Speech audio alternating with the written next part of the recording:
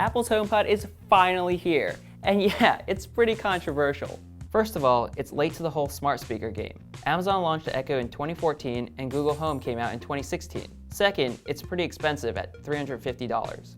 Third, Siri's nowhere near as smart as Amazon's Alexa or the Google Assistant. And fourth, the voice controls are designed to work with Apple Music.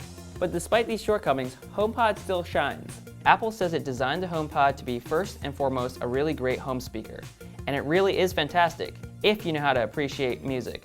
If you live in Apple's bubble, meaning you own iPhone or iPad and use Apple Music, you'll love HomePod. But if you use Android or prefer to listen to your music from Spotify or Pandora or anywhere else, you probably shouldn't buy one. HomePod is easily the prettiest smart speaker, period. Don't let the 7-inch tall and 5.5-inch wide speaker fool you. It packs some pretty big sound. This loud, room-filling sound is possible thanks to the spiffy Apple technology inside. At the bottom of the speaker is a 7-tweeter array that blasts sound evenly into a room, as opposed to in a single direction.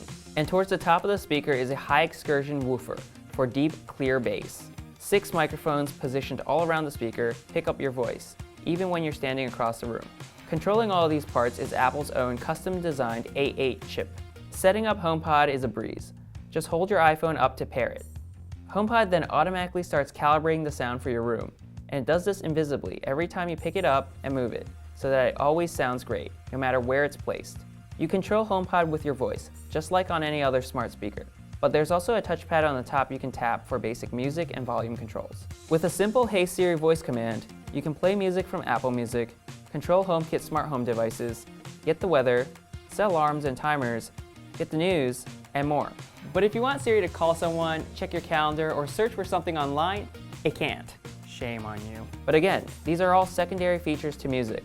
In my tests, HomePod's audio quality lives up to the hype. Everyone's preferences are different. You may prefer louder, bass-heavy sound, and someone else may prefer warmer sound with clearer mids. I feel HomePod hits the sweet spot. It's a very warm-sounding speaker, but it can still bring the bass at extremely high volumes. Google Home Max and Sonos One sound great, but neither really makes you feel the music the way HomePod does. I nearly cried the other day listening to We Belong Together by Mariah Carey. The Echo, Home Max, and Sonos One didn't move me at all. There's no beating around the bush.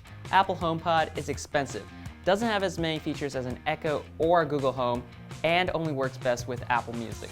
I was worried these would be turnoffs, but then I started to hear things in my music that I've never noticed before. In today's fast-paced world where there's always a new hit song, it's refreshing to slow down and really listen to your music. I think there's room for HomePod, Echo, and Google Home to coexist. So do you pick incredible music quality or a smarter voice assistant? That's up to you to decide.